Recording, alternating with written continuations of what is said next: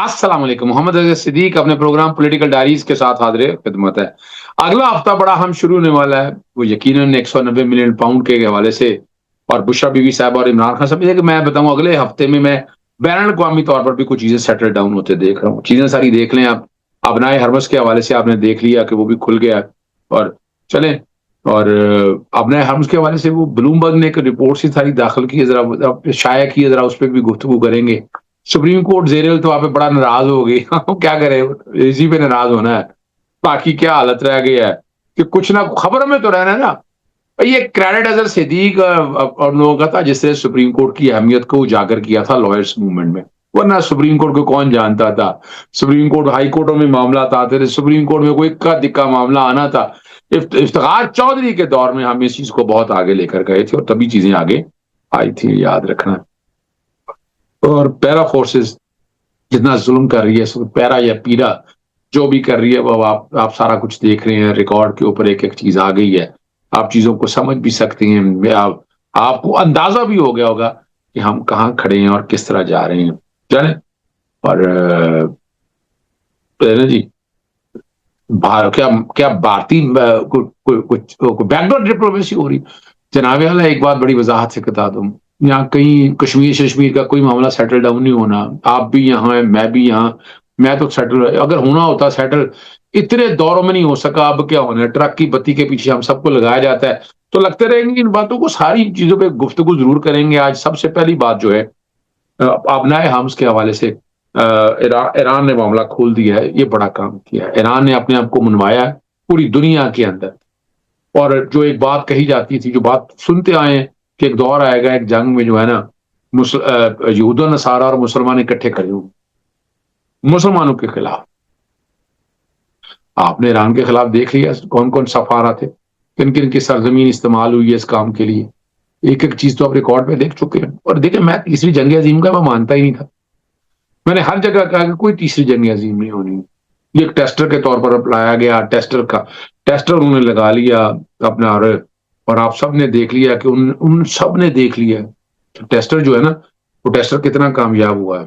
Tester کو اگر اور سے آپ سمجھنے کی کوشش اگر کریں تو وہ تو پتہ لگ گیا نا ان کو۔ اب اگر دوبارہ یہود و نصارہ، اسرائیل اور امریکہ دوبارہ کبھی آتے ہیں ایران کے اوپر، تو انہیں پتا ہے کہ کہاں کہاں سے مدد ہونی ہے، آپ نے ہم سے کیسے آنا ہے، انہوں نے اس کی پوری پلاننگ کر کے آئی گا۔ یاد رکھیے گا، میں یہ ٹیسٹر، میں اس لیے بار بار کہتا ہوں، میں اس لیے بار بار دہراتا ہوں کہ اصل بات جو سمجھنے والی ہے وہ آپ سمجھ سکیں کہاں کھڑے ہیں۔ میں آپ لوگوں کو چیزیں بہت سمجھ میں آ جائیں گی نا، اور کوئی مشکل کام تو نہیں ہے، بڑی آسان سی باتیں ہیں نا، جو آپ سب لوگوں کے لیے آسانی سے سمجھ آئیں گی۔ اس لیے تذکرہ اور ذکر جو ہے میں وہ کرتا رہتا ہوں یہاں۔ اور اب بلومبرگ کی سٹوری میں انہوں نے کہا ہے کہ پاکستانی پرچم والا ٹینکر جو ہفتے کے آخر میں خلیج فارس میں داخل ہوا تھا، پیر کو امریکی ناکہ بندی شروع ہونے کے بعد خام تیل کے ساتھ آبنائے ہم سے باہر نکلنے والا پہلا جہاز بن گیا۔ اور امریکی ناکہ بندی کے بعد خام تیل کے ساتھ آبنائے ہم سے نکلنے والا پہلا یہ جہاز ہے۔ اس رپورٹ میں یہ بھی بتایا گیا کہ پاکستانی جھنڈے والے آئل ٹینکر نے آبنائے ہم عبور کر لیے، اور جو گزشتہ ہفتے میں داخل ہوا، اور وہ ساری باتیں بتا دی، بڑی خبریں ہیں۔ ایران نے تو اعلان کر دیا کھولنے کا، اور ٹرمپ نے بھی کہہ دیا کہ ابنائے حرمس کو کھول دیا گیا۔ ایرانی وزیر خارجہ جناب عباس اراغچی نے کہا ہے کہ ابنائے حرمس سے تمام تجارتی جہازوں کی آمد و رفت کو جنگ بندی کی باقی مدت کے لیے مکمل طور پر کھلا قرار دے دی ہے۔ اور یہ باقی امن کی امید ہے، یہ بہت بڑا کام ہے، چھوٹا نہیں ہے۔ کریڈٹ جاتا ہے جناب فیلڈ مارشل آصف منیر صاحب کو اور پاکستان کو کہ انہوں نے یہ بہت بڑا ٹارگٹ جو اچیو کیا ہے۔ اسے یقیناً دنیا میں مہنگائی کم ہو گئی، پاکستان میں پیٹرول کہاں چلا گیا ہے، اب پتہ نہیں واپس لاتے ہیں کیا کرتے ہیں، کیا کچھ ہونا ہے۔ جتنے 100 وہ کل میں خبر دوں گا، اس میں میں نے باقاعدہ ایک درخواست بھی جو ہے دائر کر دی ہے۔ اور یہ اگر دیکھا جائے تو یہ عمل کی ایک بہت بڑی نوید ہے۔ دنیا میں مہنگائی کم ہوگی، توانائی کا بحران ختم ہوگا، بڑے پن کا مظاہرہ کیا ایران نے، اتنی شاہتیں دے کر بھی کھول دیا، اور ہماری یہ حکومت پر اس سے کیا فائدہ حاصل کرتی ہے، بار بار ذکر کرتا رہا ہوں۔ پاکستان دیکھیں نا، پاکستان کیا لیتا ہے اس میں، بینیفٹ کیا لیتا ہے؟ یہ دیکھیں، جو مرضی ہو، آپ نے ایک بڑی سفارتکاری کی ہے تو آپ کا یہ حق ہے، یہ صحیح ہے نا جی، اور اچھا موقع ہے اب ایران سے تیل اور گیس کو خریدا جائے، مگر اس کے چانسز نظر نہیں آ رہے، کیونکہ حکومت امریکہ کو ناراض لازمی نہیں کر سکتی۔ نائب صدر لاہور چیمبر آف کامرس کے مطالبہ سامنے ہے کہ ہر طرف پیرا ہو، ذرا سمجھیے گا، یہ انہوں نے کہا ہر طرف پیرا ہی پیرا ہو رہی ہے. انہوں نے کہا جی مریم صدر سے گزارش کروں گا پیرا فورس کے سال کی کارکردگی رپورٹ تو دیں, 1 سال میں اگر تھیلے بڑھ گئے ہیں تو پیرا فورس کو فارغ کر دینا. سنیے گا دھیان سے, اور بڑی مزیدار بات انہوں نے کی ہے. پیرا فورس کس لیے بنائی تھی؟ پرائز کنٹرول مجسٹریٹ علیحدہ سے, فورس پولیس اور پتہ نہیں کتنے ادارے ایک ہی کام کے لیے بنائے گئے. پنجاب حکومت سے سوال ہے کہ پیرا فورس کہاں ہے؟ ٹھیک ہے نا جی. اور باقی چیزیں جو ہے نا وہ ذرا سمجھتے رہا کریں, غور کرتے رہا کریں کیا ہونا ہے. اور یہاں ایل پی جی دیکھیں مہنگی ہونے کی مین وجہ ایک تو باہر والی باتیں سمجھیے گا, دوسرا یہ ہے جو پاکستان میں مجھے یہ بتائیں نا اتنا عرصہ ایل پی جی کیوں بند رکھی ہے. میں سوال اٹھاتا رہتا ہوں, میں تذکرہ کرتا رہتا ہوں کہ آپ نے لوکل ایل پی جی کی پروڈکشن بند رکھی ہے, کیوں رکھی ہے؟ کبھی تحقیق کیجئے گا, پتہ لگے گا آپ کو آپ نے پاکستان کا کتنا نقصان کیا ہے, آپ نے کتنا نقصان پاکستان کو پہنچایا ہے نا جی.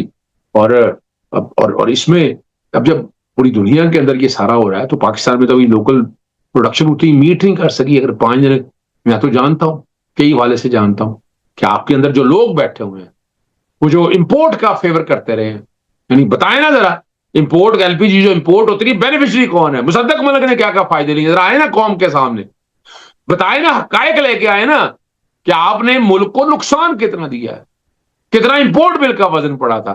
یعنی اس طرف تو کوئی بات نہیں کرتا ہے, وجہ کیا ہے؟ اور حکومت وقت نے اس کو جانا نہیں. میں تو بڑی کوششیں کرتا رہتا ہوں, میں انکوائری انویسٹیگیشن ہر وہ کام اٹھانے کی کوشش کرتا ہوں جس سے کوئی بہتری کر سکوں, لیکن رزلٹ نہیں مل پاتے. وہ جی بالکل ایسا ہی ہے, وہ رزلٹ نہیں مل پاتے جس رزلٹ کی توقع کی جا رہی تھی. ٹھیک ہے نا جی. اور آپ نے ساری باتیں ذرا غور سے سمجھنی ہے, آپ کو سمجھ آ جائے گی کہ کیا حالات آ رہے ہیں, کیا ہو رہا ہے. اور جب تو لوٹ مار کے, یعنی دیکھیں آپ نے کیا کیا, لوٹ مار والے وہ کوئی بات آتی ہے نا کہ قوم کو جوتے پڑ رہے تھے, انہوں نے کہا لائنیں بڑھانے کی, لائنیں بڑھا دیں یا بندے بڑھا دیں. حالت یہ ہے نا, اور جوتے کھائیں گے آپ یہاں پر بیٹھ کر. اور اب بجلی کی وافر مقدار ہے. اب آج کل دیکھا جب عوام نے شور ڈالا نا, آج لوڈ شیڈنگ اس طرح نہیں ہو رہی گھنٹہ چھوڑ کے گھنٹہ, ورنہ یہ لوڈ شیڈنگ ہو رہی تھی. جب شور بڑا پڑا اور وہ اویس لگا رہی, بڑی بری طرح سے مر گیا, پٹ گیا. میں نے اس میں اب ایک مین پٹیشن جو ہے نا جس میں بڑے فیکٹر سارے لوڈ شیڈنگ کے, گیس کے, وہ میں نے ساری چیزیں ڈالی ہیں, ڈال کے میں ان ایشوز کو اٹھا کر لے کے آیا ہوں. اس کا مقصد بڑا واضح ہے کہ ہم کیسے کنٹرول کریں گے. جی میں تذکرہ تو کرتا رہتا ہوں آپ کے سامنے, میں ذکر بھی کرتا رہتا ہوں, میرا مقصد بھی سمجھیے گا. میرا عوامی میں اور کیا بات کر رہا ہوں, ٹھیک ہے نا جی. اور یہاں آپ نے دیکھا ہے ان میں کیا ہوا ہے, سولر والوں نے بڑا فائدہ اٹھایا, بیٹریز نے بڑا خوب منافع کمایا, ٹھیک ہے نا جی. لیکن جو نقصان ہے وہ نقصان تو ہو گیا آپ کے سامنے. اس نقصان کا ذمہ دار کون ہے؟ آج بڑی باتیں ہو رہی تھی بجلی پہ, دیکھے نا. اور دیکھیں قوم اس خاموش بیٹھی رہتی ہے, قوم باہر نہیں نکلتی. اس کام پہ باہر نکلے نا ذرا. لیکن سوشل میڈیا پہ ذرا اچھی چھترول ہوئی ہے, اس چھترول کا ایڈوانٹیج ہوا کہ انہیں چیزیں واپس لانی پڑی. اب آخری بات کی طرف چلتے ہیں. سپریم دو باتیں اور ہیں, چلیں. سپریم کورٹ میں ٹھوس وجہ کی بنیاد پر التوا مانگنے پر وکیل خلاف ارجانے سمیت سخت کارروائی ہوگی. اور کیسز میں وکلا کی جانب سے التوا لینے کی روایت کے خلاف فیصلہ دیتے ہوئے سپریم کورٹ نے وکلا کو نوٹس جاری کر دیا. چیف جسٹس شاہی افریدی نے تحریر حکمہ جاری کیا. غیر ضروری التوا کی درخواستوں پر درخواست عباس علی کی درخواست مسترد کر دی. انہوں نے کہا وکیل کو ذاتی مصروفیت کی مبہم بنیاد پر التوا دینا کسی قانونی منطق سے مطابقت نہیں رکھتا, اور التوا مانگنے کی روایت پیشورانہ ڈسپلن کی کھلی خلاف ورزی ہے. سپریم کورٹ رول 2025 کے تحت التوا صرف ایڈوکیٹ آن ریکارڈ کی درخواست پر مل سکتا ہے. رول کے تحت بغیر ٹھوس وجہ التوا معاملے کا بھاری جرمانہ کیا جا سکتا ہے. کاز لسٹ میں واضح ہدایت کے باوجود وکلا کی جانب سے قواعد کی خلاف ورزی پر ہے. ہزار افسوس I T directorate supreme court کے اعداد و شمار کے مطابق جنوری سے مارچ 2026 تک 653 التوا مانگے گئے. زیادہ تر التوا تب مانگے گئے جب عدالتیں تیار ہیں, اور جس سے قیمتی وقت عدالتوں کا ضائع ہوتا ہے اور براہ راست عوامی خزانے پر پڑتا ہے. یہ ان کا کہنا ہے. ان کے نظام جو ہے نا, عوام کے ٹیکس کیس مقرر ہونے پر عدالتی عملہ, انفراسٹرکچر, سیکورٹی انتظامی وسائل اور جو التوا, یعنی آپ ذرا سنتے رہا کریں یار, چھوڑیں ان باتوں کو. اب سپریم کورٹ نے اس طرح کی باتیں تو کر لی ہے, اپنی حالات سے شکل جو بنانی ہے نا جی, ٹھیک ہے نا جی.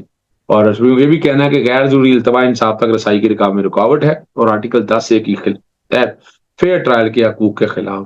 التوا کا حق کوئی استحقاق نہیں بلکہ صرف غیر معمولی حالات میں جو ہے نا انہوں نے کہا یہ صرف دیا جا سکتا ہے. یہ ان کا کہنا ہے. صحیح ہے نا جی. اب آتے ہیں آخری بات کی طرف, وہ بڑی ضروری ہے, وہ سمجھانے والی ہے.